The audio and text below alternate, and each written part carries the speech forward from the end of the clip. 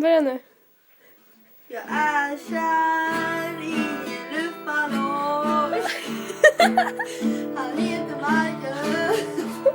Han kommer från Deutschland.